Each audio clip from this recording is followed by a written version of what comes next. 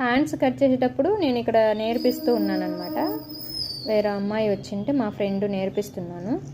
So అమ్మాయికి hand పర్ఫెక్ట్గా రావట్లేదు అంటే నేను ఇక్కడ ఆది బ్లౌజ్తో కటింగ్ చెప్తున్నానండి.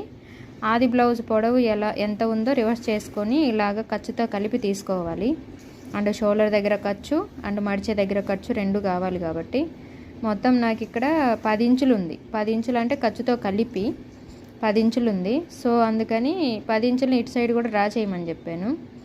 డ్రా చేసిన తర్వాత డౌన్ వచ్చేసి 4 ఇంచులు తీసుకోమని చెప్పాను. నేను చెప్తూ ఉంటే తను మార్కింగ్ పెట్టి కట్ చేస్తుందన్నమాట. ఆది బ్లౌజ్కి ఇలా లూజ్ ఇలా పెట్టుకుంటే కరెక్ట్గా వస్తుంది.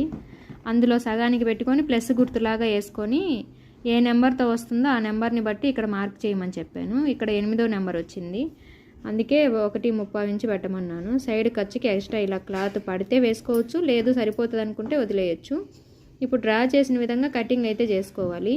మీకు ఇంకా డీటెయిల్గా కావాలి అంటే మెసేజ్ చేయండి, ఖచ్చితంగా నేను మీకు రిప్లై ఇస్తాను. అలాగే మీకోసం వీడియో కూడా చేస్తానండి. మీకు ఎక్కడ అర్థం కాలేదో కూడా చెప్పండి. ఈ డ్రా చేసేటప్పుడు ఇక్కడ షోల్డర్ దగ్గర 1 ఇంచ్ పెట్టేసుకొని ఆమ్ రౌండ్ స్కేల్తో డ్రా చేసేసాము.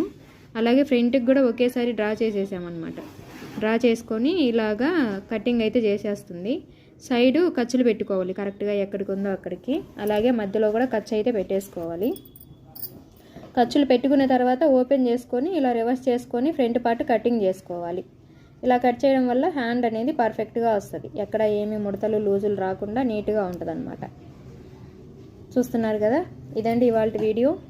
ఇన్స్టాగ్రామ్లో చూస్తున్నట్టయితే ఫాలో చేయండి, యూట్యూబ్లో చూస్తున్నట్టయితే సబ్స్క్రైబ్ చేసుకోండి. మరిన్ని వీడియోలతో నెక్స్ట్ వీడియోలో మళ్ళీ కలుద్దాం. ఇలాంటి ముందు ఇంకా చాలా రాబోతున్నాయి. Thank you for watching.